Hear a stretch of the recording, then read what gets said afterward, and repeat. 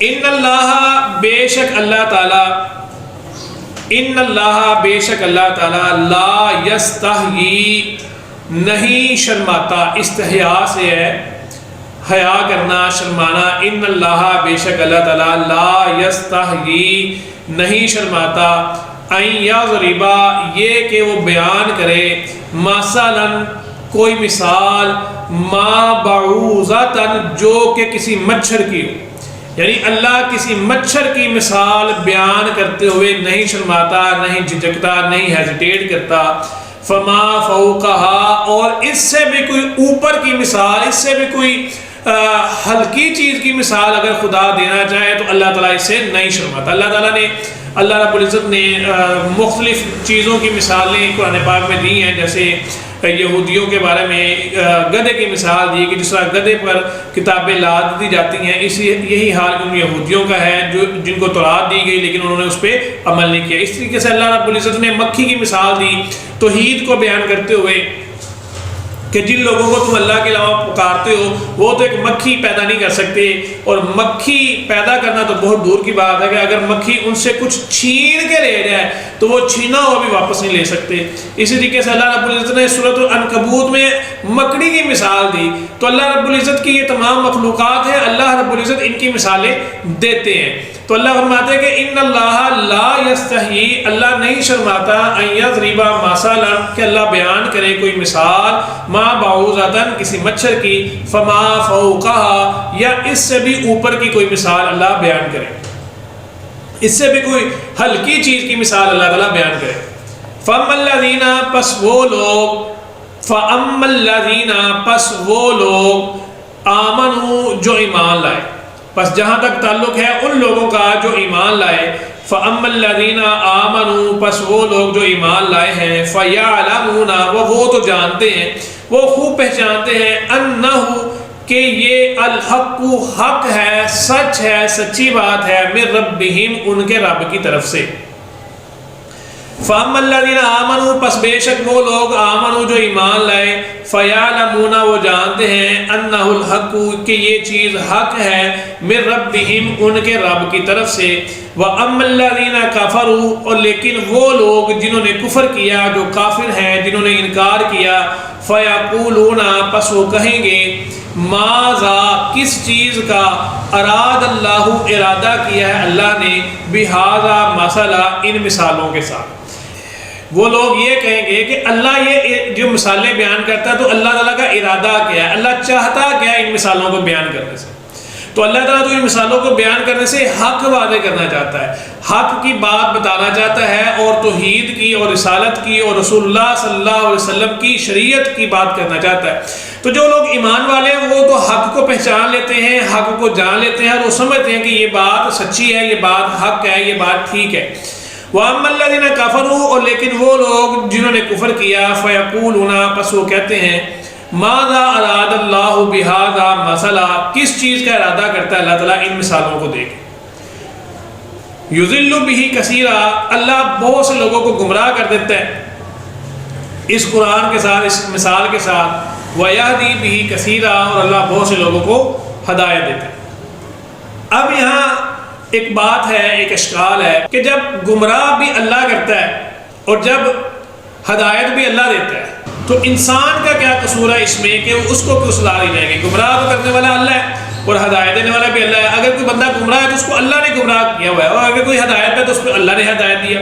اسی طریقے سے تو جزا اور سزا کا کوئی تصور اسلام میں نہیں رہتا۔ تو یاد رکھیے اللہ تعالیٰ نے اس کی نسبت اپنی طرف اس لیے کی ہے کہ بنیادی طور پر اللہ ہی خیر و شر کا خالق ہے، اللہ ہی خیر و شر کا پیدا کرنے والا۔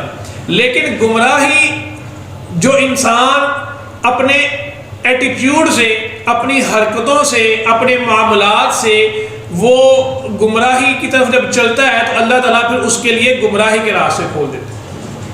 اللہ تعالیٰ پھر اس کی ٹیڑھ کو ٹیڑھا ہی رکھتے ہیں، اس کو سیدھا نہیں کرتے۔ اس کے رویے کو دیکھتے ہوئے ہاں اگر وہ بندہ پلٹنا چاہے، اگر وہ ہدایت لینا چاہے، اگر وہ ہدایت کی طرف جانا چاہے، اگر وہ نیک بننا چاہے، اللہ کی لائی ہوئی شریعت پہ عمل کرنا چاہے تو اللہ تعالیٰ اس کے لیے اس طرح کے راستے کھولنا شروع کر دیتا ہے۔ جس طرح اللہ تعالیٰ فرماتے ہیں وَالَّذِينَ جَاهَدُوا فِينَا لَنَهْدِيَنَّهُمْ سُبُلَنَا جو لوگ میرے راستے میں کوشش کرتے ہیں ہم اس کے لیے راستے کھولتے ہیں.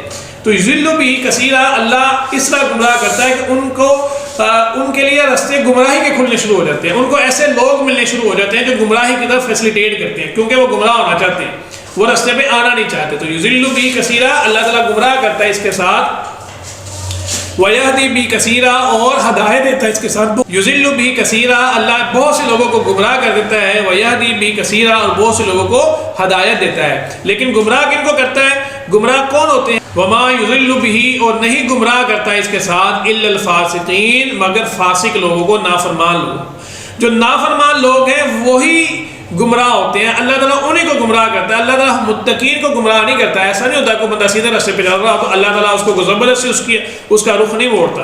اللہ تعالیٰ دیکھتے ہیں اس بندے کا رجحان کیا ہے، ٹرینڈ کیا ہے، یہ چل کدھر رہا ہے، اس کی ٹینڈنسی کدھر ہے، اس کے لحاظ سے اس کو ہدایت دیتا ہے یا اس کو گمراہ کرتا ہے. تو جو بندہ پہلے ہی فاسق ہے، جو نافرمان ہے، وہ ہدایت لینا نہیں چاہتا، تو اللہ تعالیٰ کہتے ہیں وَمَا يُضِلُّ بِهِ، اور وہ نہیں گمراہ کرتا بِهِ اس کے ساتھ إِلَّا الْفَاسِقِينَ، مگر فاسق لوگوں کو، نافرمان لوگ. اب فاسق لوگ کون سے ہیں یا نافرمان لوگ کون سے ہیں؟ اللہ فرماتے ہیں الذین، یہ فاسق لوگ وہ ہیں يَنْقُضُونَ، جو توڑ دیتے ہیں. جس طرح ہم اردو میں فرض بولتے ہیں نقض امن، امن کا ٹوٹنا.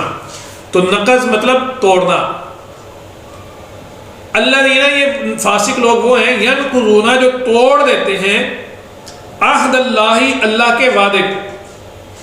اللہ کے ساتھ جو وعدہ کیا ہوا ہے، اس میں ایک تو وہ وعدہ ہے جو عہد الستو ہم کہتے ہیں، کہ دنیا میں آنے سے پہلے جب عالم ارواح میں تھے تو اللہ رب العزت نے وعدہ لیا تمام مخلوق سے کہ الستو بربکم، کیا میں تمہارا رب نہیں ہوں؟ تو سب نے کہا بلا، کیوں نہیں، آپ ہی رب ہے. تو ایک تو وہ وعدہ ہے، اور اسی وعدے کی یاد دہانی کے لیے مختلف انبیاء دنیا میں آتے رہے اور اس وعدے کی یاد دہانی کرواتے رہے. تو ایک تو وہ وعدہ ہے جو اللہ تعالیٰ سے کیا، اور دوسرے جو وعدے سے مراد یہ بھی ہو سکتا ہے کہ جو ہم دنیا میں وعدے کرتے ہیں وہ بھی ہم اللہ کو گواہ بناتے ہیں اور دوسرے سے وعدہ کرتے ہیں، اس وعدے کو توڑنا بھی.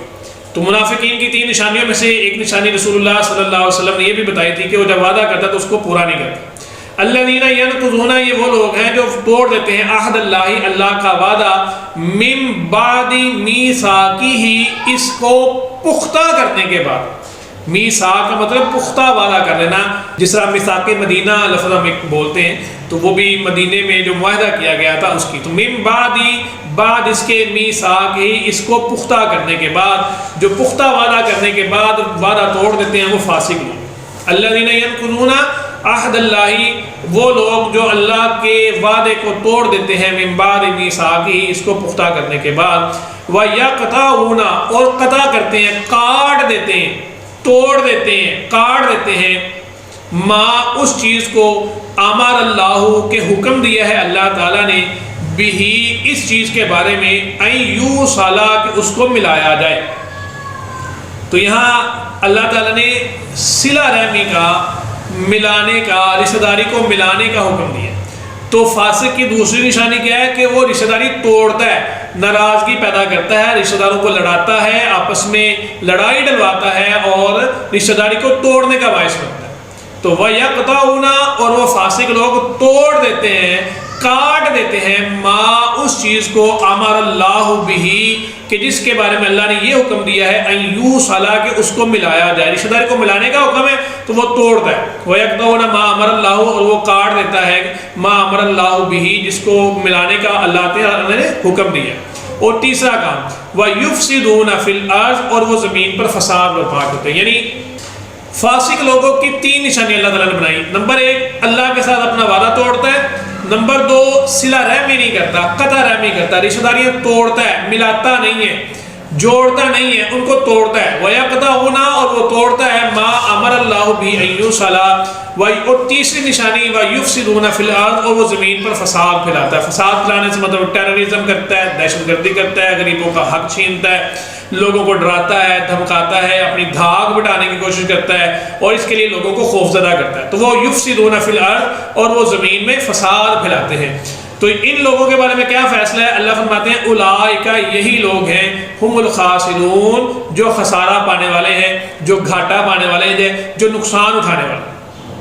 دنیاوی طور پہ چاہے وہ کتنے ہی مالدار کیوں نہ ہو، دنیاوی طور پہ وہ چاہے کتنے ہی ویلدھی کیوں نہ ہو، دنیاوی طور پہ جتنے ہی دولت مند کیوں نہ ہو، لیکن اللہ تعالیٰ فرماتے ہیں at the end, at last اولئک هم الخاسرون، یہی لوگ ہیں جو خسارہ پائیں گے، جو نقصان اٹھائیں گے، جو گھاٹے میں رہیں گے۔